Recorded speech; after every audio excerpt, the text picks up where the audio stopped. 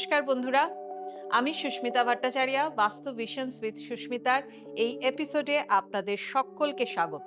বা এইভাবেই বলা যায়, আমার এই ইউটিউব চ্যানেলে আপনাদের সকলকে স্বাগত। আশা করি হয়তো আপনাদের বাস্তব জীবনের সাথে মিলিয়ে যেটা আপনাদের কাজে লাগবে সেরকমই কিছু দেওয়ার চেষ্টা করি প্রত্যেকটা ভিডিওতে। আর যদি ভালো লাগে তাহলে তো অবশ্যই সাবস্ক্রাইব করতে ভুলবেন না। তাহলে কিন্তু প্রত্যেকদিন নোটিফিকেশন পাবেন, নতুন নতুন ভিডিও পাবেন। বাস্তু, অ্যাস্ট্রোলজি সঠিকভাবে, বাস্তবসম্মতভাবে আজকের যুগে দাঁড়িয়ে, লজিক্যাল যুগে দাঁড়িয়ে কিভাবে চিন্তাভাবনা করবেন সেইভাবে কিন্তু প্রচুর তথ্য পাবেন। তবে পুজো তো আসছে। এই পুজো আসার সন্ধিক্ষণটা, পুজো আসার সময়টা আমাদের কাছে কিন্তু অত্যন্ত গুরুত্বপূর্ণ। আমাদের প্রচুর কাজ বেড়ে যায় এই সময়, তাই না? আমরা প্রত্যেকে বাড়ি ঘরদোর পরিষ্কার করি, পরিচ্ছন্ন করি। পর্দার থেকে চেঞ্জ করা থেকে শুরু করে এমনকি ডোরম্যাট, পাপোশটা পর্যন্ত চেঞ্জ করে ফেলি, সবকিছু চেঞ্জ করি। নতুন বেডশিট, নতুন বেড কভার, সমস্ত কিছু। চারিদিকে এই যে পুজোর গন্ধটা এখন শুরু হয়ে গেছে, সেটা কিন্তু আমাদের মনটাকেও ভীষণভাবে আনন্দে ভরিয়ে দেয়। আমরা কিন্তু এই সময় বিশেষভাবে বা নিজেদের ঘরবাড়ি শুধু সাজাবো কেন, আমাদের চারপাশটা এবং আমরা আমাদের নিজেদেরকে কিভাবে সাজাবো সেটাও কিন্তু অবশ্যই শুরু করে দিই। যাই হোক, আজকের যে অনুষ্ঠানটা, আজকের যে কথা, সেটাও কিন্তু পুজো উপলক্ষেই। পুজো এই আসছে আসছে সেই উপলক্ষে। হ্যাঁ, সামনেই অত্যন্ত শুভ একটা তিথি, বা শুভ তিথি যে দেবী পক্ষের সূচনার তিথি, তার আগে যে তিথিকে আমরা ক্রস করছি, সেই তিথি নিয়ে কিন্তু আজকে আলোচনা করব। অর্থাৎ আপনারা বুঝতেই পাচ্ছেন, মহালয়া। মহালয়ার এই যে পিতৃপক্ষ আমরা বলে থাকি, এই পিতৃপক্ষ অ্যাকচুয়ালি হচ্ছে দেবী পক্ষের আগে যে কৃষ্ণপক্ষ থাকে 15 দিন। এই 15 দিনের কৃষ্ণপক্ষের এই 15টা দিনকে বলা হয় পিতৃপক্ষ, অর্থাৎ দেবী পক্ষের ঠিক আগে। তবে পিতৃপক্ষের অবসানে আমরা জানি অমাবস্যা তিথিতে, অর্থাৎ মহালয়া তিথিতে সবাই তর্পণ করেন। কিন্তু জানেন তো, অ্যাকচুয়ালি এই মহালয়া কথাটা, এই যে মহালয়া কথাটা, আমরা জানি এটা মহা আলয় থেকেই এসেছে। মহা আলয় থেকে যেরকম মহালয়া এসেছে, সেরকম মহালয়ার তিথিকে পালন করবার রীতিনীতি বহু যুগ যুগান্ত ধরে কিন্তু চলে আসছে। কারণ পিতৃপক্ষের অবসান অর্থাৎ হচ্ছে আমরা আমাদের পূর্বপুরুষ যারা আছেন তাদের উদ্দেশ্যে জল অর্পণ করি। জলের তো আরেক নাম জীবন। সেই জলকে আমরা অর্পণ করি, এবং শুধুমাত্র যে আমাদের পূর্বপুরুষকেই জল অর্পণ করি তা কিন্তু নয়। যারা তর্পণ করছেন, তর্পণের মন্ত্র যখন উচ্চারণ করেন, তখন কিন্তু বিশেষ বিশেষ ভাবে কিন্তু ঋণ শোধ করা হয়। এই যে ঋণটা শোধ করা হয়, এটাকে কি বলে জানেন? যখন যখন মানুষ মানুষ যখন জন্মায়, তখন কিন্তু আমরা 5টা ঋণের অধীনস্থ হয়ে যাই। একটা হচ্ছে দেব ঋণ, দ্বিতীয় হচ্ছে আমাদের ঋষি ঋণ, তৃতীয় হচ্ছে আমাদের পিতৃ ঋণ, চতুর্থ হচ্ছে আমাদের নি ঋণ, এবং পঞ্চম হচ্ছে ভূত ঋণ। এই পঞ্চ ঋণকে অতিক্রম করে তবে আসেন মা দুর্গা, তবে আসেন অশুভ শক্তির বিনাশকারী সেই দেবী দুর্গা। দেবী দুর্গার আহ্বানের আগে আমরা তর্পণাদি সমস্ত কিছু কিন্তু সেরে ফেলি। তর্পণের বিধি নিয়ম সমস্ত কিছু পালন করি। অ্যাকচুয়ালি আমাদের যখন জন্মকালীন যা কিছু, আমাদের ক্রিয়েশন বলুন, আমাদের প্রিজার্ভেশন বলুন, এবং আমাদের ডিস্ট্রাকশন বলুন, মানুষ জন্মালে তাকে মৃত্যুর সমকক্ষ হতেই হবে, মৃত্যু অবধি তাকে পৌঁছতেই হবে, এবং সেখানেই শেষ কিনা তার পেছনেও অনেক কিন্তু কোয়েশ্চেন মার্ক রয়েছে।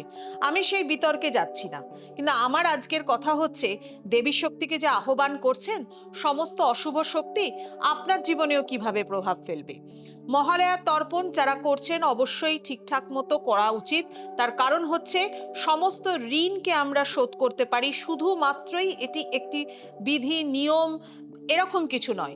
এর মাধ্যমে কিন্তু মানুষ কিন্তু পবিত্রতা বা পরিশুদ্ধতা লাভ করেন, কারণ এই পঞ্চ ঋণের অধীনস্থকে আমরা মুক্তি দিই আমাদের পূর্বপুরুষকে।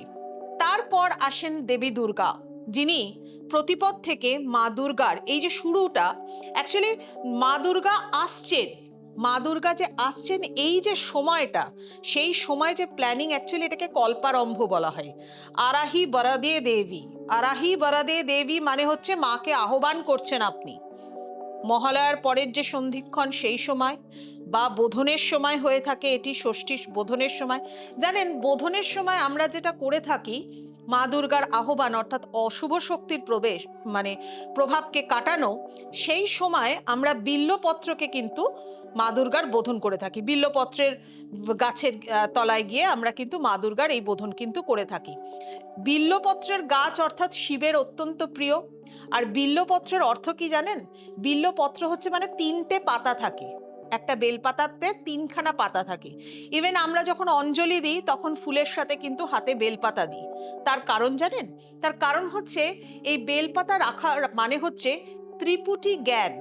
ত্রিপুটি জ্ঞান অর্থাৎ কিনা বলা হচ্ছে 3টে জ্ঞানের অধিকারিণী আমরা হতে চাই, 3টে জ্ঞানের অধিকারীও আমরা হতে চাই। কিরকম ভাবে? 3টে জ্ঞান হচ্ছে 3টে পাতা, 3টে তার প্রতীক, সমস্ত কিছু চেতনা বোধকে জাগাবার জন্য। দেখুন, মনুষ্য শরীর যখন আমরা ধারণ করেছি, মানুষের শরীরের মধ্যে, সেই প্রত্যেকটা মানুষের শরীরের মধ্যে কিন্তু চেতনাবোধ আছে। কিন্তু আপনি বাস্তব মাটিতে দাঁড়িয়ে দেখবেন অনেক সময় আপনি হয়তো চেতনার থেকে অনেকটা দূরে ছিলেন যখন একটু কম বয়সে ছিলেন, বা হয়তো জীবনে এমন পরিস্থিতির মুখোমুখি আপনাকে হতে হয়েছে আপনার চেতনা অনেক ছোট বয়সেই কিন্তু জেগে উঠেছে। এই যে চেতনাকে জাগৃত করা, এটাই হচ্ছে ত্রিপুটি জ্ঞান, অর্থাৎ 3টে পাতা, বেল পাতা, পরে যেটা নবপত্রিকার সাথে যুক্ত হয়ে যায়। যাই হোক, নবপত্রিকারও আলাদা গল্প রয়েছে, কলা গাছেরও মানে তারও বউয়ের, কলা বউয়েরও কিন্তু অনেক গল্প রয়েছে, তবে সেটা পরে অন্য কোনো এপিসোডে আপনারা পাবেন আমার। আজকের যে বক্তব্য সেটা হচ্ছে মা দুর্গার আহ্বান মানে হচ্ছে অশুভ শক্তির বিনাশ। মহালয়ার তর্পণ হয়ে গেল, বোধন, ত্রিপুটি জ্ঞান, হ্যাঁ যেটা বলছিলাম, ত্রিপুটি জ্ঞান, 3টে পাতা, একটা হচ্ছে দ্রষ্টা, আর একটা হচ্ছে দৃশ্য, আর একটা হচ্ছে দর্শন। দ্রষ্টা অর্থাৎ হচ্ছে যে দেখছে, মানে আমি দেখছি, আপনি দেখছেন, যে দেখছে সে হচ্ছে দ্রষ্টা। তারপরে হচ্ছে দৃশ্য, যাকে দেখছি, মানে হচ্ছে আপনি কি দেখছেন, এটাই আপনার চেতনাবোধ। আর তারপর হচ্ছে দর্শন, অর্থাৎ দ্রষ্টা আর দৃশ্যের মধ্যে যে সম্বন্ধকে স্থাপন করছে সেটাই হচ্ছে দর্শন। এই বোধ যদি প্রত্যেকটা মানুষের মধ্যে সমানভাবে ঈশ্বর যদি প্রথম দিন থেকেই দিয়ে দিতেন, তাহলে হয়তো আমাদের জীবনে কোনো সমস্যাই থাকতো না। জীবনটাকে টানবার জন্য, জীবনটাকে মানে চক্রের মতো ঘোরাবার জন্য অবশ্যই আমাদেরকে কর্মও করতে হতো না, কিছুই করতে হতো না। কিন্তু বাস্তবের মাটিতে দাঁড়িয়ে প্রত্যেক দিনের জীবন থেকে আমরা কিন্তু এই ত্রিপুটি জ্ঞানকে অর্জন করে থাকি। মা দুর্গার আশা মানে হচ্ছে অনেক অশুভ শক্তির বিনাশের সাথে সাথে আমাদের চেতনাবোধকে কিন্তু জাগিয়ে তোলা। দেখুন, মা দুর্গা আসছেন, মা দুর্গা মর্তে আসছেন, আমরা বাড়িতে বাস্তুগত দিক থেকে কি করব এটা নিয়েও আমি অনেকগুলো আপনাদের জন্য ভিডিও করে রেখেছি। আপনারা অবশ্যই আমার এপিসোডগুলো দেখতে পাবেন, বা চ্যানেলটা সার্চ করলে পরেই সেখানে দেখতে পাবেন কি কি করতে হবে। কলস প্রতিস্থাপন করা থেকে শুরু করে কি কালার ইউজ করবেন, এগুলো তো আছেই। কিন্তু মা দুর্গার এই যে গল্প, মা দুর্গা যে আসছেন, মহিষাসুরকে বধ করেছেন, মহিষাসুর সমস্ত অশুভ শক্তির প্রতীক বলা হয়। এর পেছনে তো অবশ্যই মাইথোলজিক্যাল গল্প যেটা আছে আমরা মোটামুটি সবাই জানি, কিন্তু এই গল্পের সূত্রপাত হয়েছিল কিন্তু সেই ব্রহ্মার যে পুত্র দক্ষ, অর্থাৎ হচ্ছে কিনা মানে প্রজাপতি দক্ষ যাকে বলা হয়, সেই দক্ষের সময় থেকে কিন্তু অবশ্যই এর সূত্রপাত ঘটেছিল। কারণ দক্ষের যে মানে মেয়ে, অনেকগুলো মেয়ে ছিল, তার মধ্যে সতীও ছিল, এবং তার মধ্যে দিতি এবং দানুর পুত্র হচ্ছে রম্ভ কুরম্ভ। এই রম্ভ কুরম্ভ হচ্ছে 2 অসুর। এই 2 অসুর ভীষণভাবে কিন্তু বলশালী ছিলেন, প্রচন্ড শক্তিশালী, প্রচন্ড বলশালী, এবং এরা মানে প্রকৃতির মধ্যে থাকা প্রাকৃতিক যে মানে আমাদের এলিমেন্টসগুলো, যেটা বস্তুতত্ত্ব বলা হয়, তাকে খুশি করবার চেষ্টা করেছিলেন। তারা জানেন যে আমাদের জীবনের সমস্ত কিছু, আমাদের শরীরের এই পঞ্চভূত সবকিছুই কিন্তু সেখানে গিয়েই বিলীন হয়ে যায়।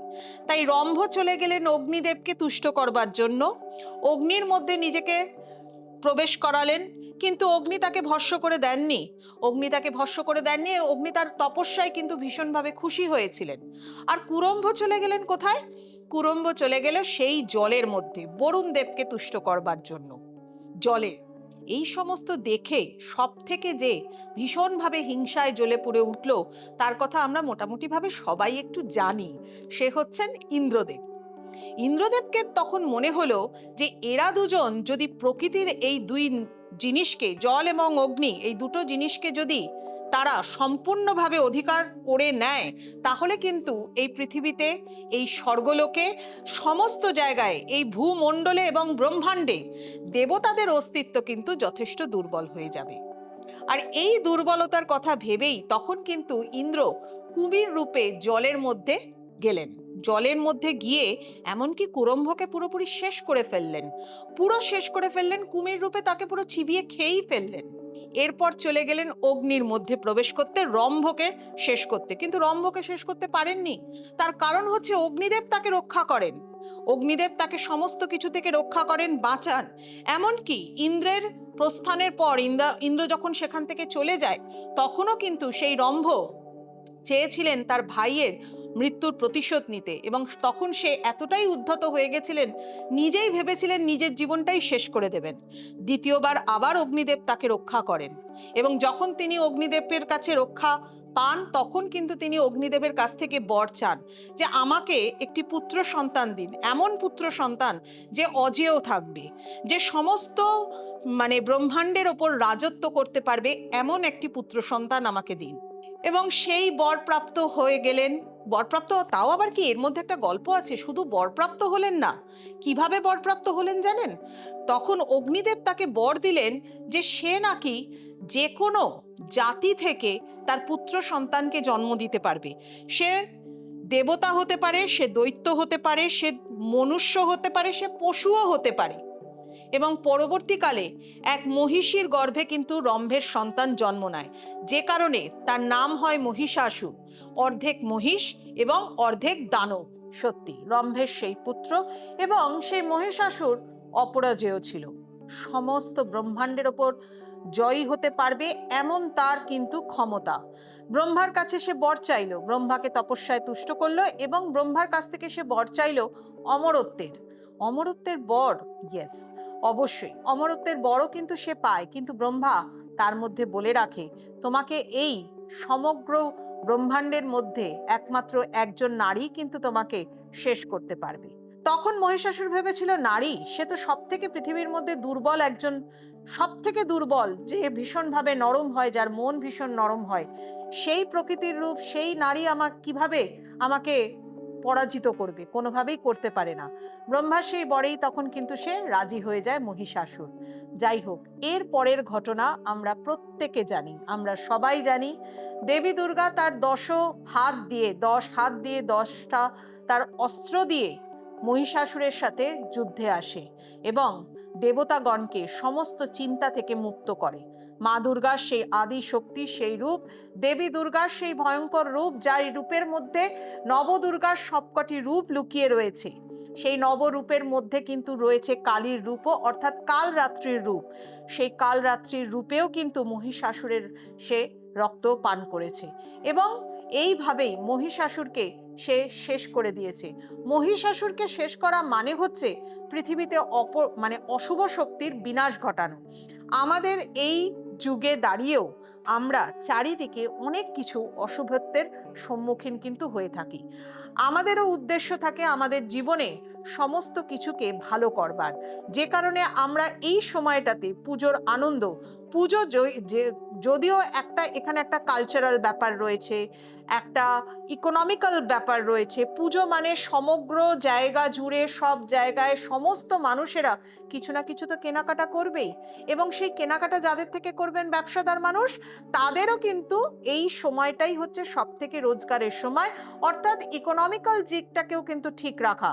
সেই যুগ থেকে আমরা এই যুগে, বাস্তবের মাটিতে, লজিক্যাল যুগে এসে পৌঁছেছি। এই যুগে দাঁড়িয়ে আমরা প্রত্যেকটা মানুষ চাই সারা বছর যেভাবেই কাটুক না কেন, পুজোর সময়টা যেন অবশ্যই আমাদের ভালো কাটে। এই 9টা দিন যেন পরিবার নিয়ে আমরা প্রত্যেকটা মানুষে খুব মানে একদম ছোট থেকে শুরু করে বড় অবধি, বয়সের কথাও শুধুমাত্র আমি বলছি না, মানুষের মানে স্ট্যাটাস লেভেলের কথাও বলছি। একদম মধ্যবিত্ত মানুষ, একদম নিম্নবিত্ত মানুষ থেকে উচ্চবিত্ত মানুষ, আমরা প্রত্যেকেই চাই ভালো করে পুজোটাকে কাটাবার। আর এই ভালো করে পুজোটাকে কাটাবার জন্য যাবতীয় যা কিছু অশুভ শক্তিকে আমাদেরকে বর্জন করতে হবে, শুভ শক্তির আহ্বান জানাতে হবে। বাড়িতে অবশ্যই ঈশান কোণে আপনি কিন্তু ঘটকে প্রতিস্থাপন করবেন মা দুর্গার উদ্দেশ্যে, এবং ওই যে বললাম আরাহি বরদে দেবী অর্থাৎ মা দুর্গার আহ্বান জানান। বাড়িতে প্রত্যেক দিন সন্ধেবেলা ঘিয়ের প্রদীপ জ্বালান আপনার বাস্তুর মধ্যে। সন্ধক লবণের জল দিয়ে অবশ্যই কিন্তু ঘরকে পরিষ্কার করুন। প্রত্যেক দিন হয়তো ফিনাইলের জল দিয়ে ঘর পরিষ্কার করছেন, কিন্তু তার সাথে সাথে পুজোর 9টা দিন যদি আপনারা সন্ধক লবণ অর্থাৎ সৈন্ধব লবণ যেটাকে বলা হয়, এখন ডাস্ট ফর্মে অর্থাৎ গুঁড়ো অবস্থাতেই কিন্তু পাওয়া যায়, আমরা প্রত্যেকে সেটাকে দিয়ে মপিং করতে পারি অর্থাৎ ঘরটাকে মুছতে পারি, এবং এতে কিন্তু আপনার ঘরের যে নেগেটিভিটি সেটা কিন্তু কেটে যায়, বাস্তু শুদ্ধ হয়। এবং বাড়ির সদর দরজার সামনের দিকে অবশ্যই স্বস্তিক চিহ্ন আপনি মানে এঁকে রাখুন। কিভাবে আঁকবেন স্বস্তিক চিহ্ন, তার জন্য কিন্তু আমার আরেকটা ভিডিও আপনাদেরকে দেখতে হবে। স্বস্তিক চিহ্ন রাখলে পরে কি হতে পারে, কোন দিকে কিভাবে কি রকমের ধরনের স্বস্তিকের চিহ্ন আঁকবেন, যাই হোক ডিটেলস জানতে গেলে কিন্তু ভিডিওগুলো অবশ্যই ফলো করতে হবে। আর আশা করি এই ধরনের যদি আপনারা মাইথোলজিক্যাল গল্প আরো জানতে চান, বা এর সাথে আমাদের বাস্তব মাটিতে দাঁড়িয়ে আমাদের বাস্তব জীবনের সম্পর্ক কি রয়েছে, বিজ্ঞান কি বলছে এখানে, বিজ্ঞান কি শুধুই হাসছে নাকি এই স্পিরিচুয়ালিজমকে অন্য কোনো রকম ভাবে ব্যাখ্যা করে দিচ্ছে, যদি জানতে চান সুস্মিতাকে অবশ্যই কিন্তু কমেন্টস করে আপনারা জানান। আমার এই পেজ বাস্তু ভিশনস উইথ সুস্মিতা, এই চ্যানেলটাতে অবশ্যই কিন্তু আপনারা সাবস্ক্রাইব করুন, তাহলে কিন্তু প্রত্যেকদিন নোটিফিকেশন পাবেন, নতুন নতুন ভিডিওস নিয়ে এসে যাব আপনাদের সামনে। আজ আসি এই পর্যন্তই। সবাই ভালো থাকুন, সকলকে ভালো রাখুন, আর চারপাশটাকে ভীষণভাবে সাজিয়ে তুলুন, পুজোয় দারুণ আনন্দ করুন।